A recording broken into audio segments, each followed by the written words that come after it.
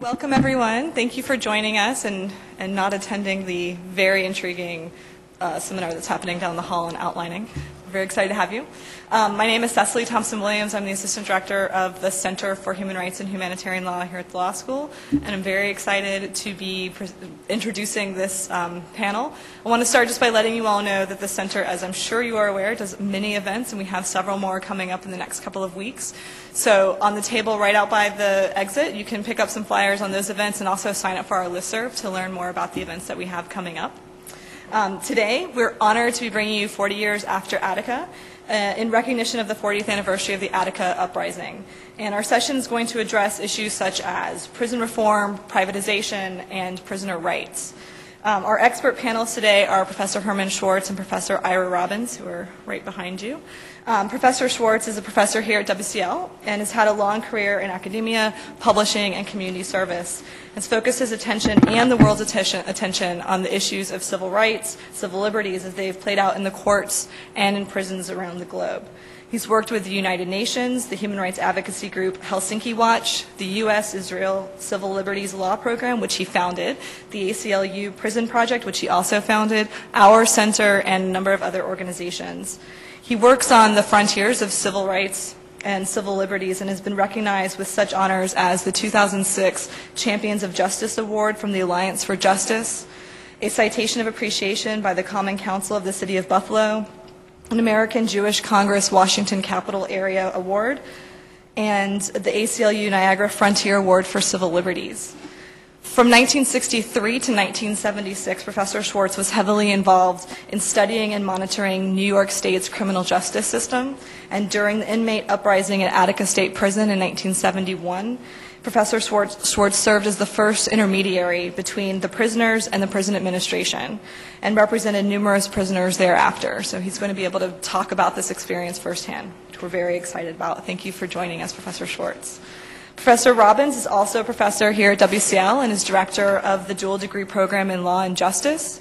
He's an expert on criminal law and procedure, the death penalty, habeas corpus, post-conviction remedies, corrections, prisoners' rights, privatization of prisons and jails, and a wide array of other topics. He was acting director of the Federal Judicial Center's Division of Education and Training and served as the reporter for the American Bar Association's Task Force on Death Penalty Habeas Corpus and its Task Force on Privatization of Corrections. Professor Robbins also served as a Supreme Court Fellow and as a special consultant to the Advisory Committee on Criminal Rules of the Judicial Conference of the United States. His recent books include Habeas Corpus Checklists and Prisoners in the Law. His interviews and analysis have appeared on all of the major U.S. and foreign television and radio networks, including, you'll be very happy to know, The Colbert Report on Comedy Central, and in such publications as Time, Newsweek, U.S. News and World Report, the London Times, the New York Times, the Wall Street Journal, the Washington Post, etc. Thank you for joining us, Professor Robbins. Before our panelists begin, we're going to watch a couple of short clips just to provide some context as to the events that took place at Attica. The first is a brief introduction of the history of the Attica riots by Amy Goodman on Democracy Now! Very short, just to give you a quick overview. And then that's followed by a short clip from a documentary on Attica, which features historic footage of the on-site events and several interviews of folks during the time and also in the years after.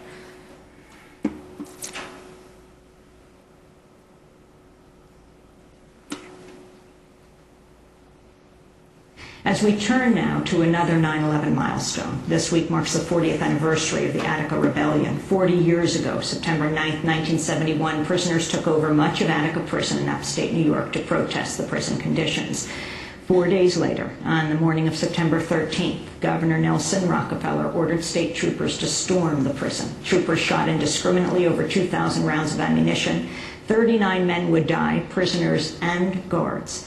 After the shooting stopped, police beat and tortured scores more prisoners. 90 of the surviving prisoners were seriously wounded, but were initially denied medical care.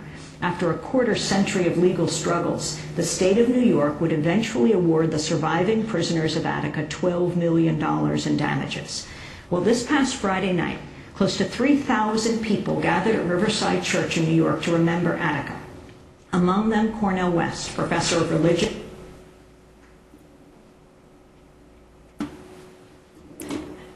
Okay, So just to provide you with a brief introduction to the events, and now a little bit of a deeper look, some interviews and on-site footage.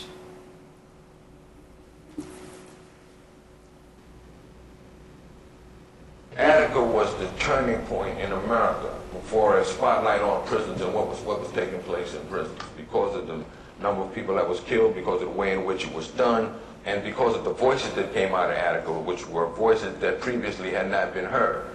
When I first entered prison in the 40s, Attica was famed for being impregnable. No way could you do anything with Attica because it was 4 different yards and they were separated. And these guys did do something. As a member of the New York State Legislature, I was involved in prison reform for the last 2 or 3 years. So when I heard, I immediately went to Attica and asked to be allowed to go in. And what kind of structure was there among the inmates? Tightest organization I've ever seen in my life. They had a central committee that sat at a long table, and then they rotated the chairmanship. we got a list of about 30-some or 31 demands, and we took those back out to the commissioner for him to respond. The demands were decent food, the right to practice their religion, whatever it was, education. You know, all these things were the demands. People just wanted to be treated like human beings. Nobody was asking that, you know, you exonerate us from what we did. We know we made a mistake, but give us an opportunity to do something about the mistakes that we made, because we're all going back in the community. Give us something to go back in and give us some tools. Now, the inmates were sleeping on the ground. I saw this. I saw it. And they were sleeping on the ground. Some of them had blankets, some of them did not. But all of the hostages were sleeping on mattresses, and they all had blankets. The prisoners sometimes only got 1 square a day. The hostages got 3 squares a day. I'm talking about square meals. When Attica occurred, I was on Rikers Island, and everybody in the cell block was just fixed to the TV. Every time a special report would come in about Attica, we were fixed to the TV, following the developments. There's square control. This is D yard, where nearly all the prisoners still loose are congregated. We're looking now at a group on top of square control. And then we devised a letter, a message to the governor. And it went something like this: Governor, please come to Attica to talk to the Observer Committee. Please come because we feel that a massacre might take place, that the lives of the hostages and the inmates might be lost. And then Sunday the 13th occurred, and I mean, I was just spellbound. I was total disbelief that the government would use so much force. On the 13th, the morning of the 13th, everybody in the yard knew something was going to happen. I mean, it was just that feeling. It was that feeling that something is going to bend today, something is going to break. 5 a.m. September 13th. We're on the roof of A block, waiting for the assault to begin. This is a team of 270 rifle shooters. At the time that the prison was retaken, I was in C block, and I was looking out the window, and on the roof, surrounding the yard, were National Guard troops and prison guards. They had their rifles and shotguns, some of them had pistols, and they were looking down into the yard, and then the helicopter came across and dropped the tear gas into the yard. The big helicopter came over. You heard on the loudspeaker, lay down, put your hands on your head, and you're not going home. And right after the tear gas fell, all of these guys that were lined up on the roof pointed down into the yard and just commenced to fire.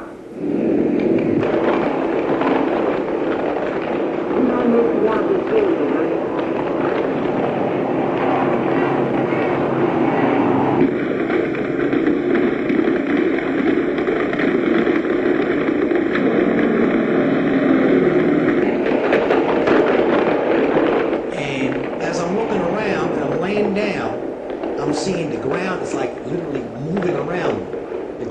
moving from bullets. The next thing I remember was waking up in the hospital, bandaged from head, my foot, my leg.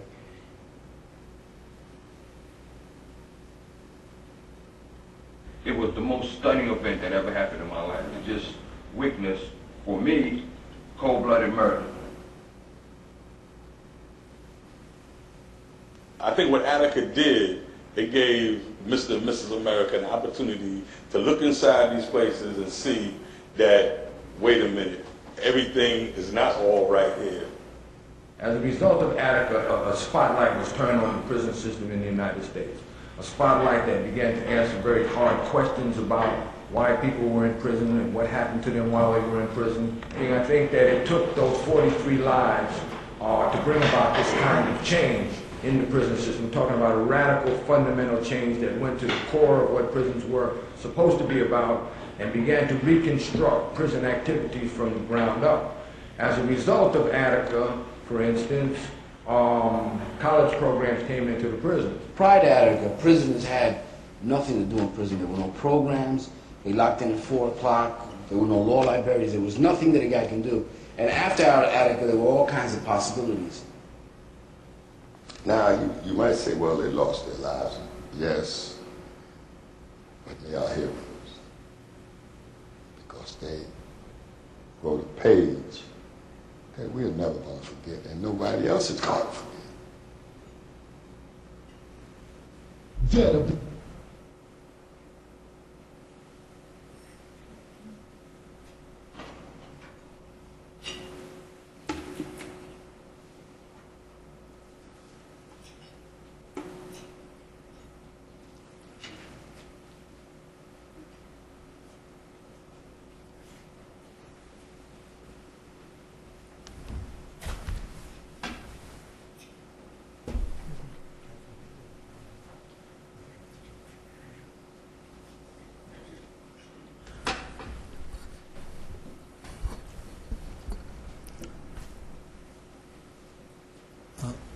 Let me thank you for coming.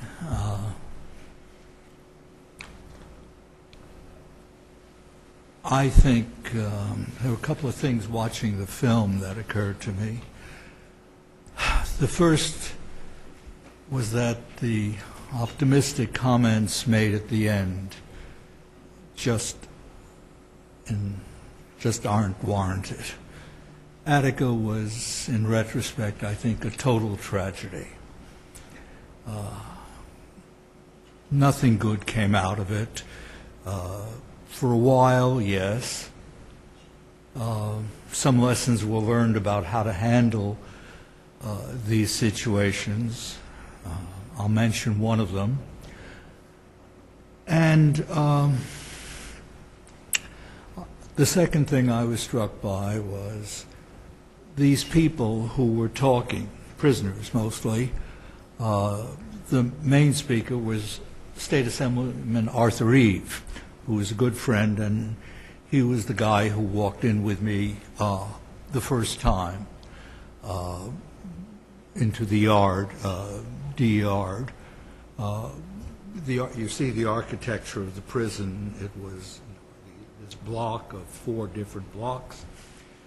The center of the point was called Times Square, and that was supposed to seal off everything with locks and bolts and the like, except there was a bad weld on one of them, and the prisoners broke through. But the thing I was struck by is that apart from Arthur Eve, who's now a deputy speaker in the New York State Assembly, I didn't recognize any of these people, and I knew all the leaders of the uprising. And the reason they weren't here is I think they're all dead. Sooner or later, one way or another, after they got out of prison, shot, killed, drug overdose, and the like.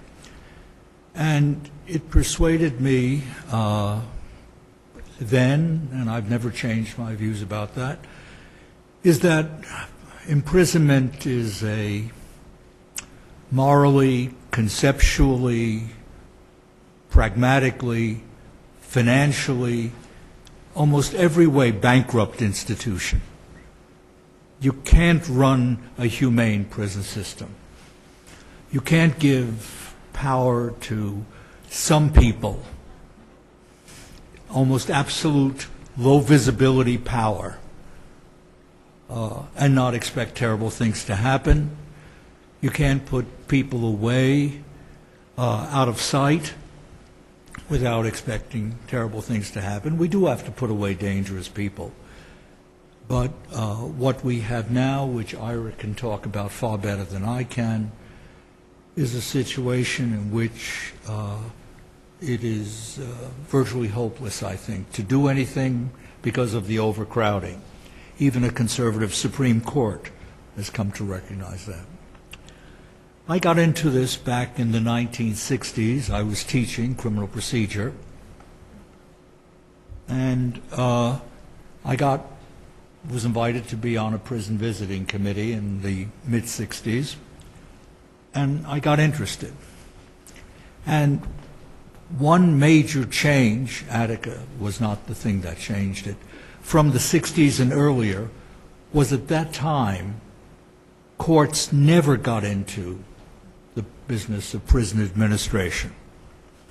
Federal courts didn't get into state prisons, where most of our prisons are, on grounds of federalism. State courts, it's not our business. And it was part of the basic hands-off attitude toward a lot of social institutions at that time. But as part of the civil rights revolution and the uprising in the streets in the late 60s and the rest, the courts began to change.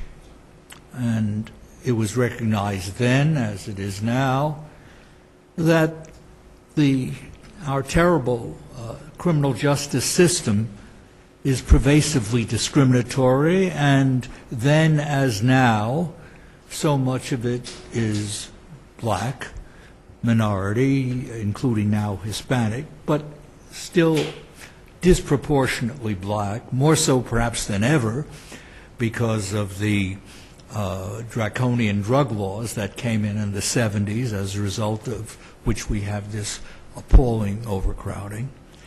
And what was going on in the streets, north and south, moved into the prison areas. And whereas prisons, you didn't have very many prison riots in the 50s and 40s. You did have some. Adlai Stevenson interrupted his 1952 presidential campaign when he was governor of Illinois to go back to deal with one of them in Illinois. Prison outbreaks became very common in New York and elsewhere, California. As prisoners became more and more politicized, the black Muslim movement developed, prisoners began to refer to themselves as political prisoners. And several of us in New York and some in California decided we would try to bring the rule of law into prisons, because there had been a couple of favorable decisions from the federal courts, particularly one in New York in the Second Circuit, involving an upstate New York prison. And I talked to my friends at the ACLU, and they were very interested. The Legal Defense Fund, NAACP Legal Defense Fund, got very much involved, and the New York City Legal Aid Society, the appellate group, for some reason, got very much involved. On the West Coast, it was the Legal Defense Fund and a woman named Faye Stender. And there were about a lawyer named William Bennett Turner, and suits started to be brought, financed primarily by these organizations. I, with the help of some law students, and with some support from the Playboy Foundation, which included, by the way, for God knows how many years, 2 copies of Playboy each month, sent to my home. Why did you need 2? I didn't need to, but they thought I needed to. And with that, we began bringing lawsuits. And I had a sabbatical in 1970-71. And so I used that sabbatical with the help of some students. The foundation money paid for secretarial help, legal filing fees, and the like. We had a district court in Buffalo, and Attica was just about 35 miles away, so it was quite accessible. So I started bringing lawsuits. The prisoners got to know me, and we had some successes which shocked the prison administration. One in particular, where we got a whole group of people who had been transferred from a prison rebellion in Auburn Prison, which was outside Rochester, about 50 miles away. They were immediately put into segregation, which amounts to solitary confinement, where you stay for 23 hours a day, 1 hour out for exercise. They were supposed to get a hearing before this happened. No hearing, of course, was given. So I and one of my students went into federal court, and the judge said, "You've got to give him a hearing." And the prison administration was absolutely shocked. There was another case involving medical care, where a guy was removed from the hospital in town while his leg was being worked on, and the doctor said, "It's too early, you can't remove him." The warden said, "I'm taking him." And that resulted in a successful case.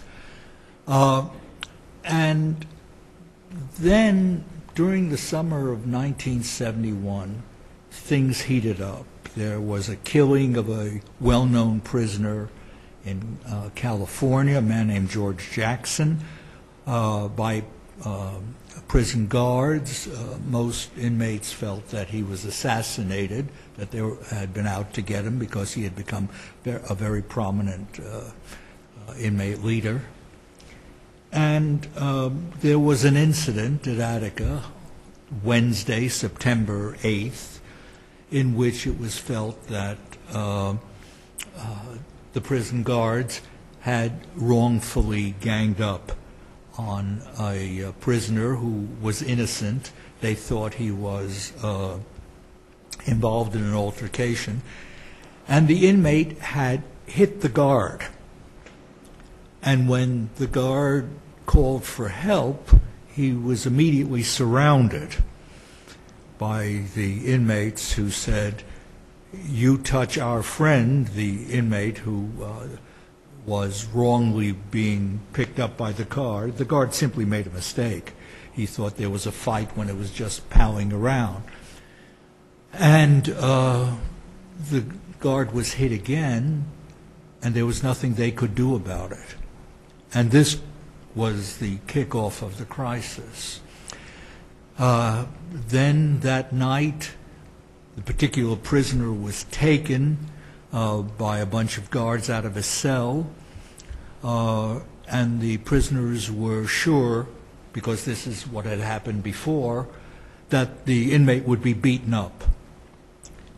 And then things got even more ominous, and one guard was told by a friendly inmate, because there was a lot of that actually.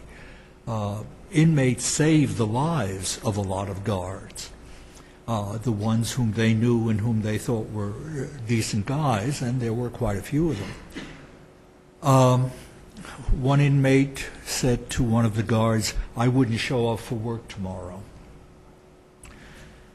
And then the thing exploded at about 10 in the morning, 10:30 in the morning, and they broke into that cross piece that where the 4 blocks, the cross intersected, and beat up very badly and ultimately fatally one of the best and most decent young guards who was there.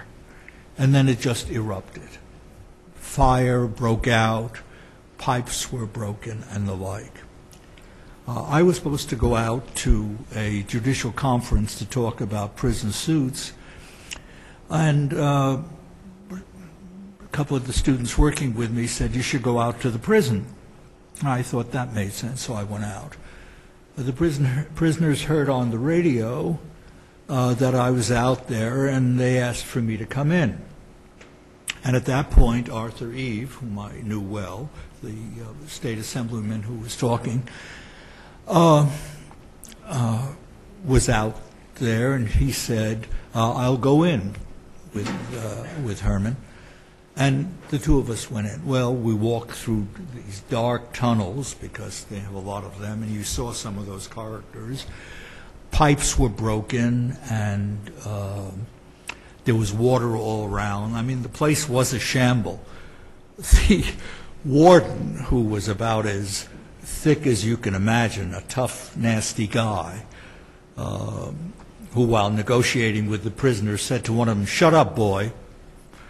That was not a very diplomatic thing to say under the circumstances. And this particular warden said, I can't imagine how they could have done this. This is their home. So they apparently didn't see it that way. And we came out into the yard, and we were shocked. It was a sunny, lovely fall day, and we had been going through these dark tunnels with broken pipes and waters and fires around. And we come out into the yard, into the sunshine, and there are 1,200 men there, and there's a table set up, 5 men sitting behind it, everything tightly organized. We were offered orange juice. We were patted down, by the way. And you had the sense that the prisoners got a certain amount of pleasure out of this, because they were always being patted down. And so it was remarkably organized. The guard hostages were surrounded by black Muslim prisoners to protect them against the others. And those guys took the job very seriously, because as the days wore on and the tensions got worse, there were serious mental, in any prison population you have mental problems. And some of these people were quite ready to take it out on the hostages. But the hostages were protected at all times, and in fact treated very carefully. And so they said to us, we have a set of demands. I said, fine. By the way, I was, just on a personal note, I was somebody who just didn't know what was going on. I was a middle-class lawyer. I was a professor. These people felt they were parts of an oppressed political movement. And I saw this as, a negotiation. Here you have one side, here you have the other, and you discuss and hammer out a compromise. I realize now, having seen what happened in Congress the last 2 years, that a lot of these things don't work that way, even when everybody's wearing a suit and a tie. But so I said, well, what do you want? And they gave us their demands. I looked at it and I said, I'm really afraid this is not very practical. They wanted to be transported to a third world country. They wanted amnesty for everything that might have happened. This was before the nice guard who had been beaten up in that cross block. This was before he died. He died the next day. And that changed things radically, because at that point you were dealing with a murder charge. But this hadn't happened yet. That happened 2 days later. And I said, the prison administration can't give you amnesty. I'm not sure anybody can. And nobody's going to transport you to a third world country. Well, they didn't like that at all. But they took it. And they said, we want the corrections commissioner to come in, Russell Oswald. Now, Oswald was a very unusual corrections commissioner. He'd been trained as a lawyer and as a social worker. And he was an absolutely dedicated reformer. He was a small, round man who had a wife back home who was very seriously ill, who was trying to avoid loss of life. And whereas the local prison administrator said, go in right away and get this thing over with, he said, no, there'll be a terrible loss of life, and I'm not going to do it. I'm going to see what we can work out. So the prisoner said, we want you to bring in Commissioner Oswald. I said, okay. So Arthur and I came back.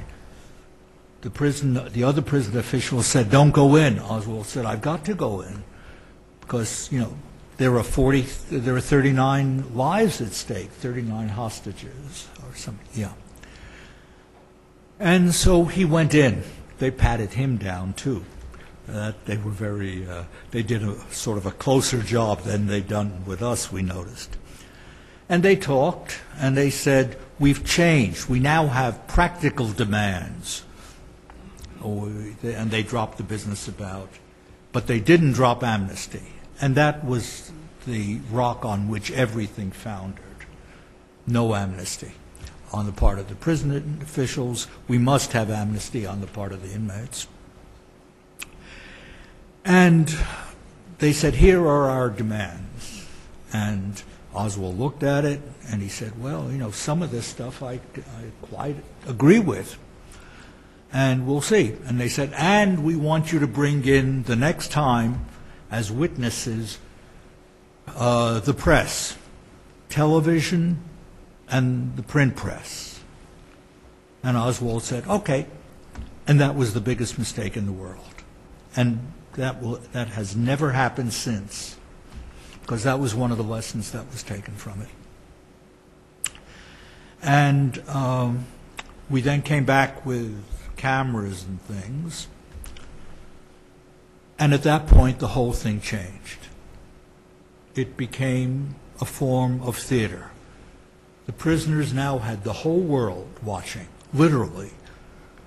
People I know watched it in Europe, because when I traveled thereafter, people had seen this.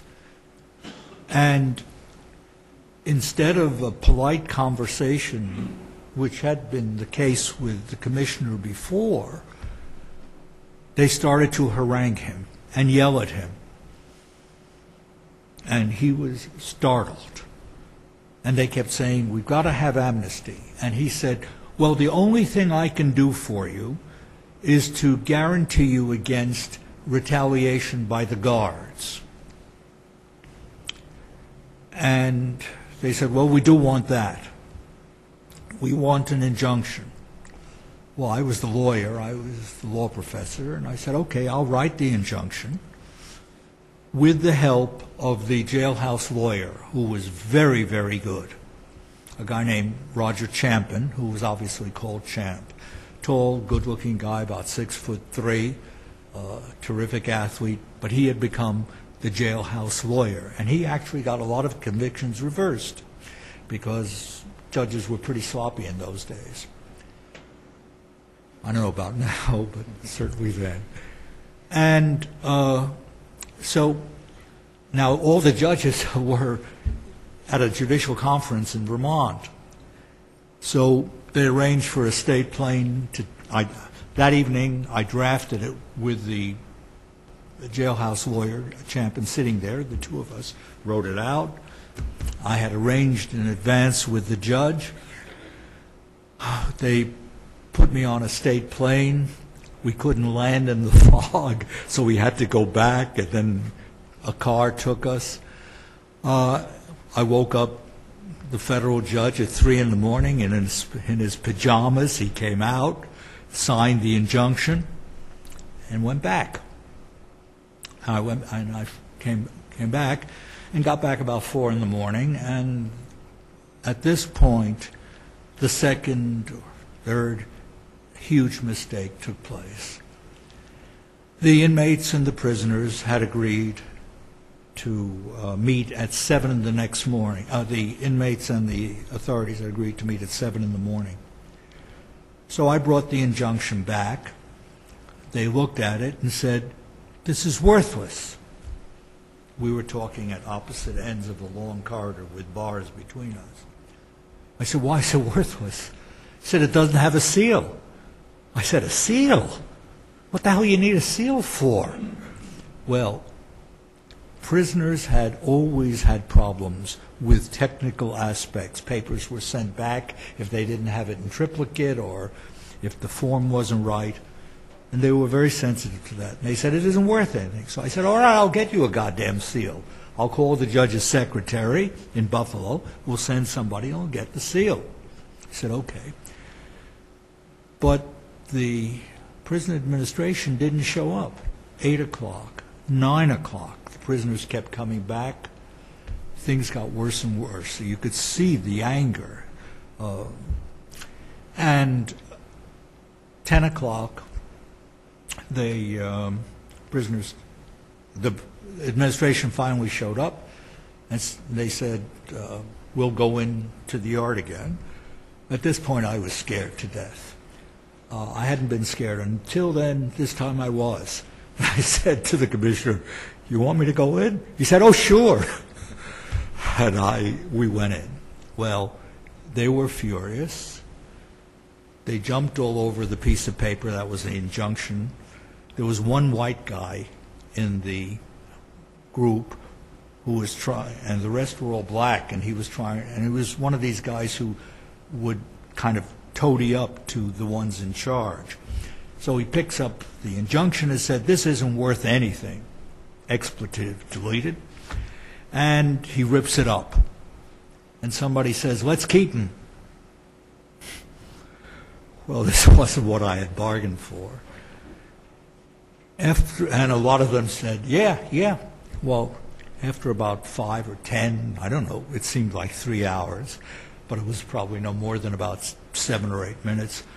One of the guys at the table, I remember saying to one of them, I said, "You said we wouldn't be able to go back and forth." He said, "You see," I remember this, "I can't control them." And this fellow named Snowball came up to the microphone. They had a microphone, they had electricity all set up, food distribution, medical care. He said, "Look, if we take these people hostage, we're dead. Anything happens to these people, they'll, just come in with an atomic bomb and blow us all up." So they let us out. And I didn't go in again afterward. But then the group of outside observers came, tried to negotiate. Day after day, things got worse and worse. Finally, there was the takeover. And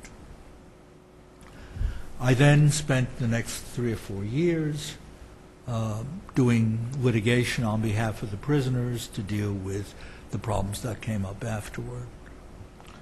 By the mid-'70s, the courts turned against us, and the rest is up to us. There's nothing left for me to talk about? No. Well.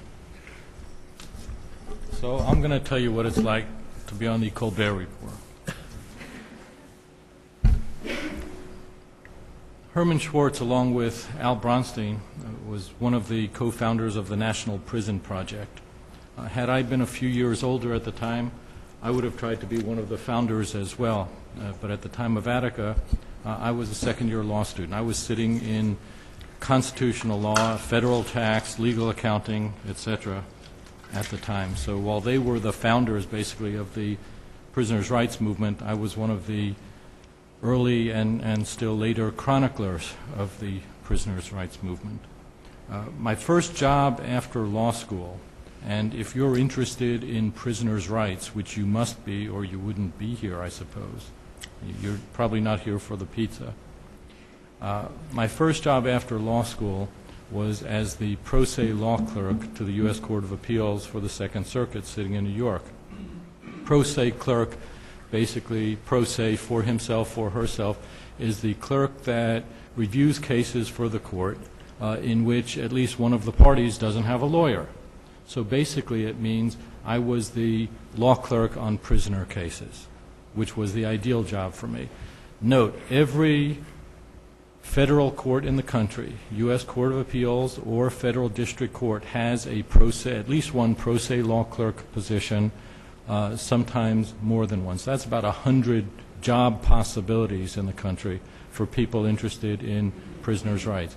And when I saw the announcement in the placement office in the law school during my third year, I knew that was the job for me. So in working at the Second Circuit under two different chief judges, you may have heard of at least one of them, Henry Friendly and Irving Kaufman, all I did for 2 years, almost all I did for 2 years, was work on prisoner cases. During that time, and I kept a log for those 2 years, I worked on 350 prisoner cases. 346 of them were from 350 pro se cases, 346 were from prisoners. And really, that set up my career. I knew that's what I wanted to do, and that was the ideal job. So if you're interested in prisoners' rights, and probably more importantly, if you're interested in getting a job after law school, this is an ideal possibility. Some jurisdictions no longer call it the pro se law clerk position. Rather, they call it the staff attorney position. But it's the same thing. Basically, you work on nothing but prisoner cases. And our students have been rather successful in getting these jobs in many of the federal courts. I would like to put this in prisoners' rights in context for you, though. The start of the prisoners' rights movement was in the late 60s, probably in around 1968 or so. Attica, 1971, basically fueled the fires of the prisoners' rights movement. I saw a lot of the Attica cases come up to the Second Circuit when I was a law clerk there and did some work on them. Over the years, I've worked on or supervised the representation of approximately 900 prisoner cases. So I've seen the development of prisoners' rights. But what's really interesting about the discipline or sub-discipline in criminal law known as prisoners' rights is that this is an area of law that basically came and went, or came and almost disappeared in about 25 years. It began 1968, early 70s, and by late 80s, mid-90s or so, a lot of it was gone, especially after passage of what's known as the Prison Litigation Reform Act in 1996. You have to be careful whenever you hear the word reform used by a legislature in the context of some criminal program. It means they're about to do away with something. And they have done that, notwithstanding the fact that in 1974, the U.S. Supreme Court, a very conservative U.S. Supreme Court in 1974, uttered the famous line, "There is no iron curtain drawn between the Constitution and prisons in the United States." It's true, there is no iron curtain. Prisoners today have more rights, greater access to the courts than they had before. It reminds me of what a judge once told me. He said, let's give them a hearing before we deny them relief. But ultimately, they're still going to be denied relief.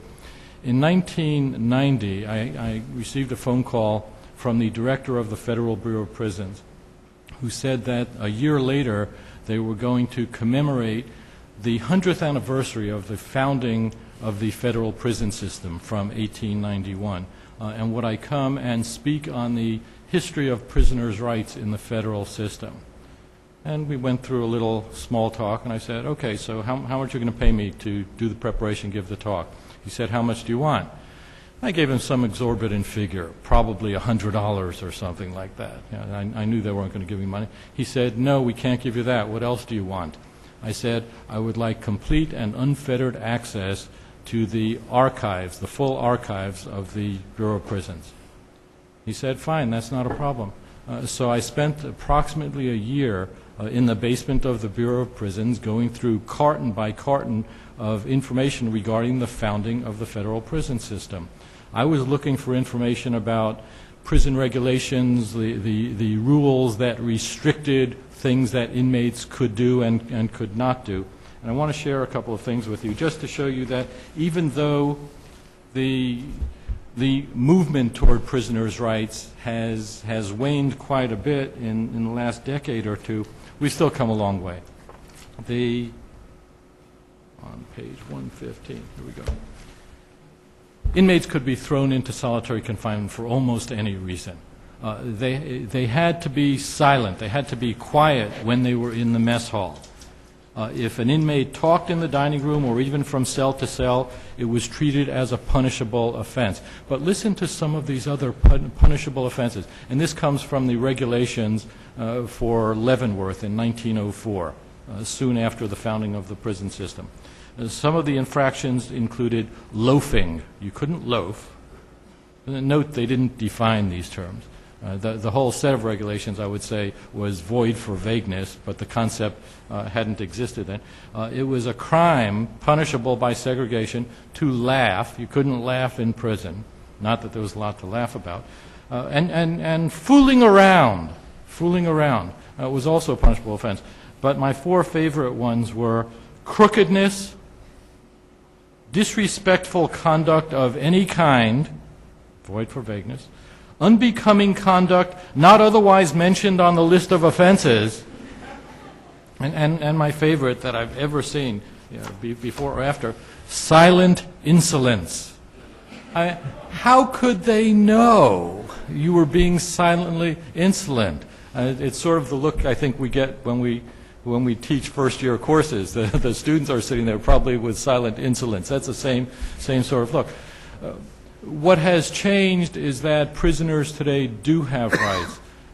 Basically, and I'm certainly going to overgeneralize, under the First, Fourth, Fifth, Sixth, Eighth, and 14th Amendments.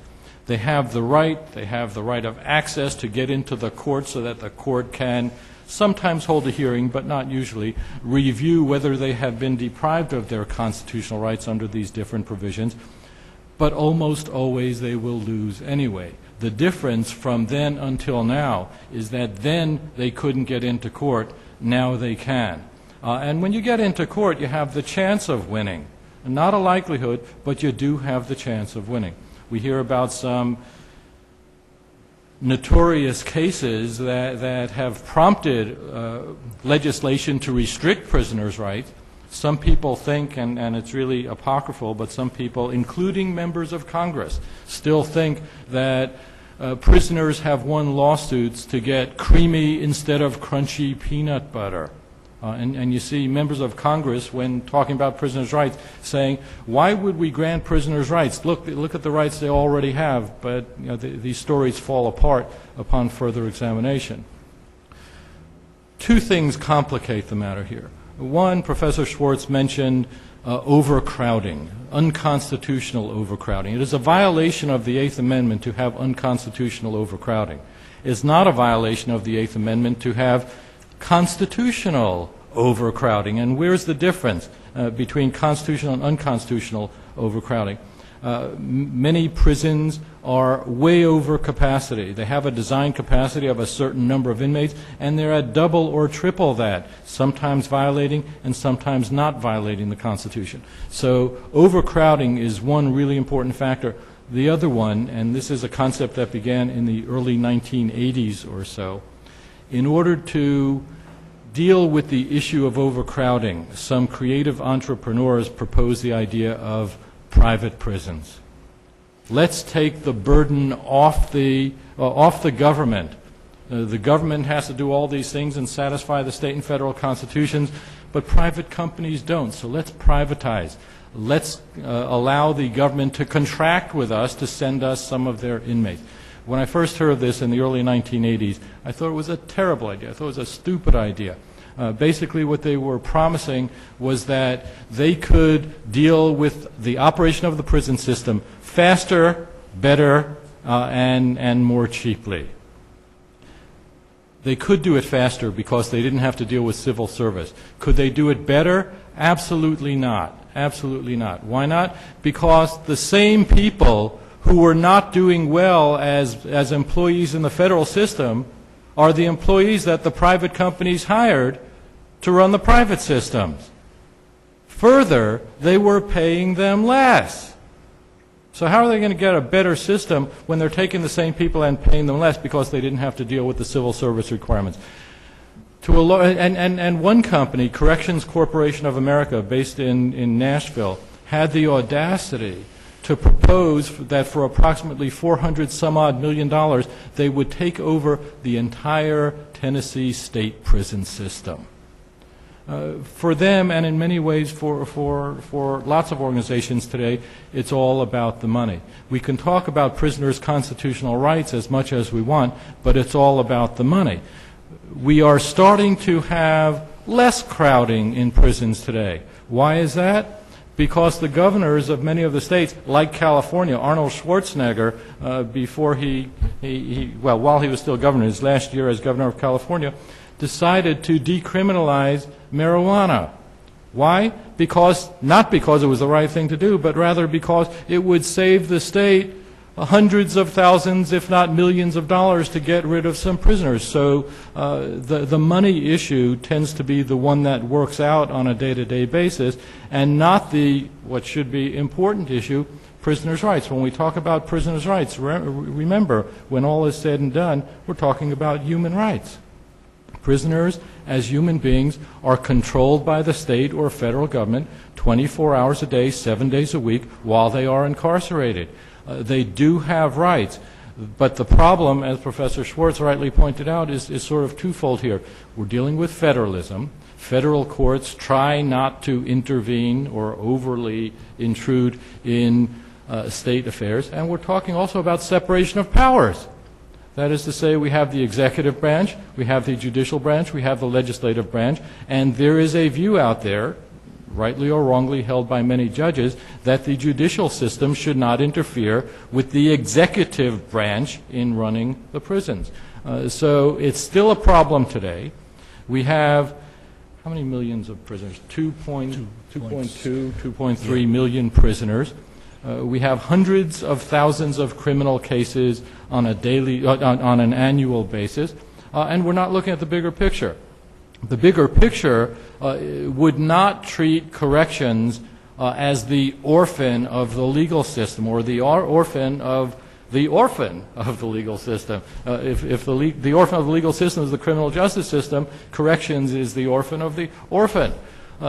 What we really need in this country is, I think, a comprehensive national criminal justice policy, so that, for example, you've heard of environmental impact statements. When there's certain legislation that would do things to the environment, we have to have an environmental impact statement to point out how we're going to deal with that. Whenever we pass a new criminal law or change sentencing laws, what we really ought to do is have a prison impact statement so we know how it's going to affect our prisons. The typical prison in this country holds about 550 prisoners.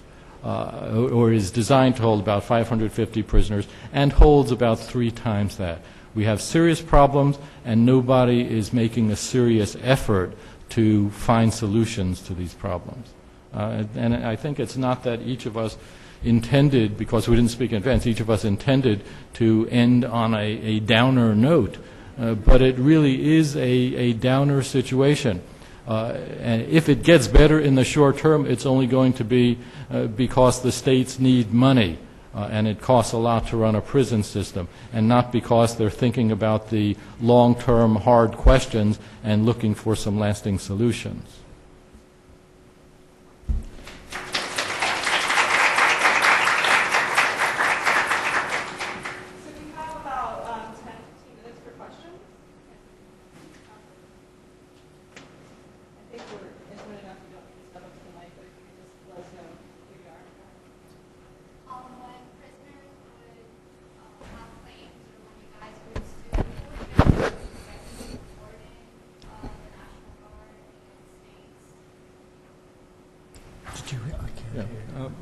Basically, who would the defendants be? Generally, a prisoner would sue the warden, the secretary of corrections, sometimes the governor. In the federal system, and there's there are many fewer prisoners in the federal system. There are more prisoners in the state of California, for example, than in the entire federal prison system. But they'd sue the director of the Bureau or the Bureau itself. Sometimes they'd name the Attorney General, the one who decides where they're going to be incarcerated. Sometimes they'll name the President. But by and large, state prisoners would sue the warden and possibly the state. At that time, wardens were government employees? Oh, sure. Wardens are government employees, absolutely. Yeah. This is the prison administration, part of the executive branch. The prison administration is part of the executive branch of government. Yeah. And for the feds, it would be part of the Justice Department. Yeah. Was anyone federally, or was there public reaction that pointed to any federal officials, prominent federal officials, or anyone that carried out the orders for the massacre? Was there litigation against officials in the massacre? Oh, yeah. Oh, yeah, there was definitely litigation.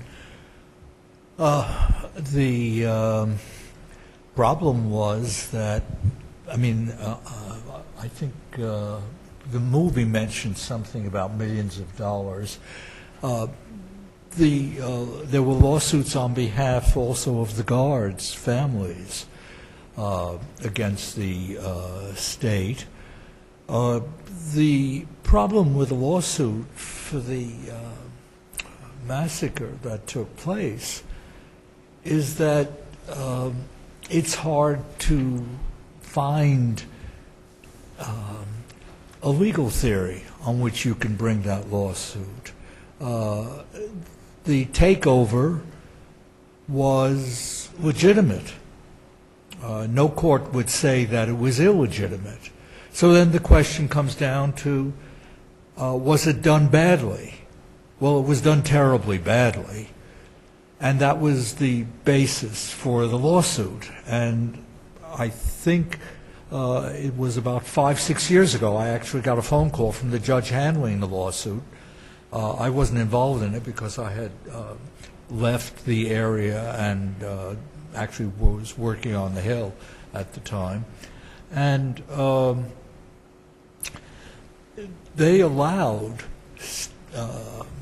guards to participate in the takeover. It was totally undisciplined. They brought shotguns and things like that. The prison administrators at first said that the people who had died had been killed by prisoners. And the day after the takeover, there was a hearing in Buffalo that we brought on behalf of the prisoners to prevent abuse and retaliation, because that had happened after every prison uprising. The guards and it happened after Attica, that afternoon, after the takeover. And in the middle of that hearing, we suddenly got word from the pathologist in Rochester that all the people who had died of gunshot wounds, and there were no guns in the yard at all. So it was all done by the state. And the takeover was so badly managed that it resulted in these lawsuits. One of the interesting things about some of these lawsuits, a lot of the prison administrators are very decent people. Certainly Russ Oswald was. And I remember at one point I called his successor. Some inmates had wanted to make a phone call on Sundays.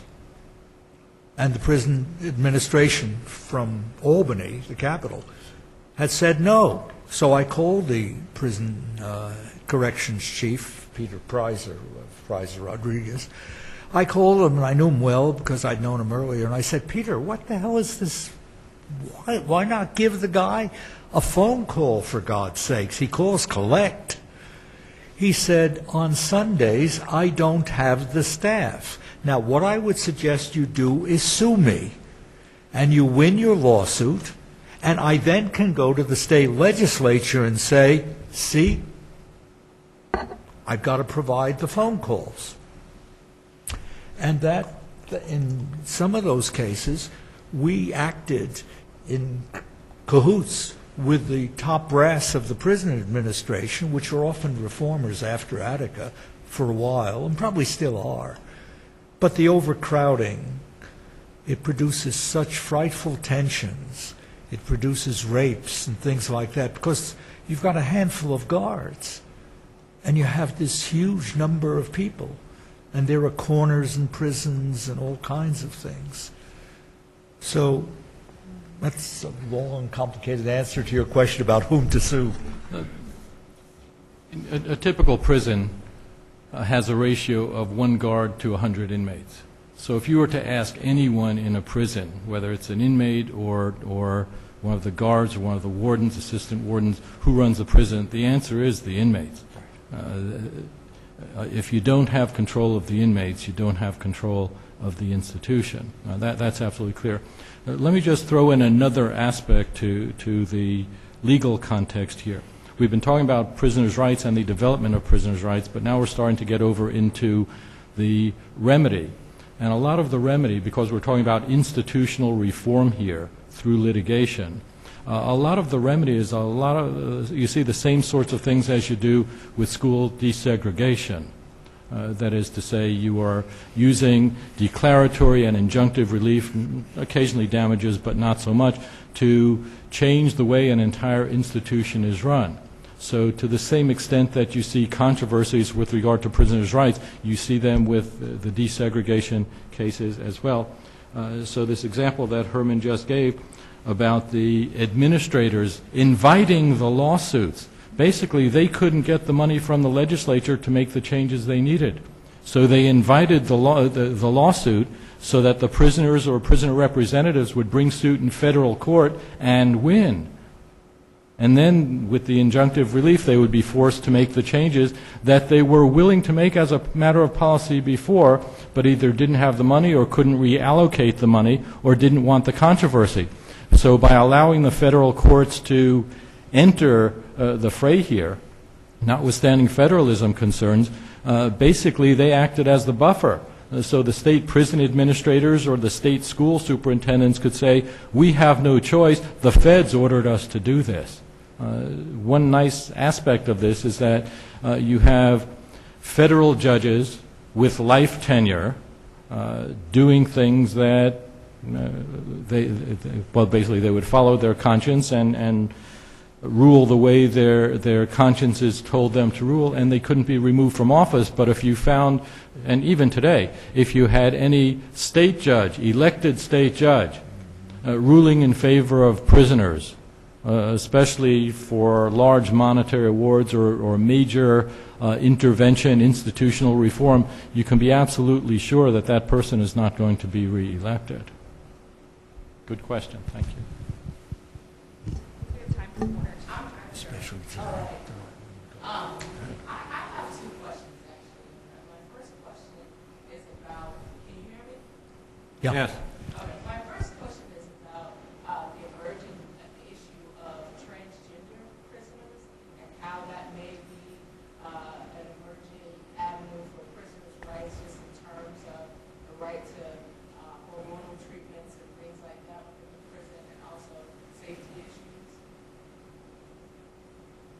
You want to get the second question? Okay, and my other question is, what are your thoughts about the California prison hunger strike that's currently going on, also in regards to prison conditions, and just more generally, how, I'm not sure to the extent that lawyers are involved with that, but just the connection between sort of the political motivations of the prisoners and the role that lawyers play. I know lawyers like Bill Kunstler, for example, were also very involved in Project Academy and other sort of prison rights issues. Would you take that one? Sure. Yeah, you want to take it first? Sure. Okay. We're just dividing the labor. The world between us. One is again by gave That's fine. I just want to hear all of them to decide which one I would take. On the transgendered issue, it's a really important question, and many prisons have transgendered prisoners. There's no national policy on this. Different states have different policies. The numbers that they're dealing with, I'm overgeneralizing, but I don't think unfairly, the numbers that they're dealing with in most of the states is not that large that there's been a lot of controversy about this in most cases. In some, of course, there have been some lawsuits. But basically, prisoners do have Eighth Amendment rights, and under the Eighth Amendment, they have the right to medical treatment, effective medical treatment. So to the extent that there's been litigation regarding transgendered prisoners, it's been doctors and correctional administrators saying that either this is not a medical issue or this is not one that the state has to fund. And then, of course, there has to be a lawsuit over that to determine whether we can get the money or whether the prisoner or prisoners can get the money in order to effectuate this. Most of these cases, and I've seen a couple of them, been involved in one of them, but that goes back 20 years or so, most of these cases tend to just get settled out. That is to say, they take care of the problem without a lawsuit because the money that it's going to cost to deal with the lawsuit would be enough money to cover the medical needs, the social, psychological needs of the particular inmate. But if the numbers of these cases starts to grow, the states and the feds will need a major policy because it's going to cost. On the politics and the political aspects of prison conditions, it's a very hard question to answer. There's no question that during this period, the political aspects played a big role. Unfortunately, in the Attica situation, the political aspects created serious problems. And I'm thinking in particular of the murder trial. I mentioned to you the killing through, in the immediate frenzy of that guard. That resulted in a murder prosecution. There were two defendants, a fellow named John Hill, who was very political, and another fellow named Charles Pernassalis, also very political. They were both half Native American from the Buffalo area. Bill Constable was a very good friend of mine. He stayed with us during some of this period, while the Attica siege was going on, while this was going on. He represented the main defendant, Charles Hill. What the government did and gives you an idea, the state did and gives you an idea how these things are run. They wanted they really were after Hill. Ramsey Clark and I represented Hill, represented Pernassalis. He really wasn't involved. He may have been around. But they wanted him to give evidence against Hill, and he refused. So they charged him with first-degree murder, which was then a non-bailable offense. Supreme Court came down with the decision on something, so he was out on bail. He was ultimately convicted of attempting to interfere with a peace officer. This is in a murder trial. Hill was charged with murder, and he was the guy they wanted to get. Bill Consular and his then girlfriend, whom he subsequently married, represented Hill. Bill had just come off the conspiracy trial. This, I don't know how many of you will have any you won't have any recollection, but know about this. There was a conspiracy there was an alleged conspiracy by Father Daniel Berrigan, a peace activist, to kidnap, he and a couple of others, to kidnap J. Edgar Hoover. And there was a conspiracy also connected with the Chicago conspiracy case, Chicago trial, Chicago 8 in the election. Bill ultimately won both of them. He tried to run this trial as a political trial. You cannot run a murder trial as a political trial, certainly not in upstate New York. There's a dead body. So that from a lawyer's point of view, depending on the nature of the case, it's a dangerous thing. Judges don't like it. Juries don't like it. The prosecution does a wonderful job very often of pointing out they don't have a defense, so they're playing politics. Politics in prison reform, it plays a major role and should, because our criminal justice system is discriminatory, brutal on people of color, and that's a political issue. I'm just going to take the final word here, just one sentence. Tonight on PBS, they are having a story on private prisons in the immigration context. I'm not sure if it's on at 9 o'clock or 10 o'clock, but it is tonight. It's at 9 o'clock, and we're having a showing on campus. What a great segue. Okay. Good. Okay. Thank you all very much. Good questions. Yeah.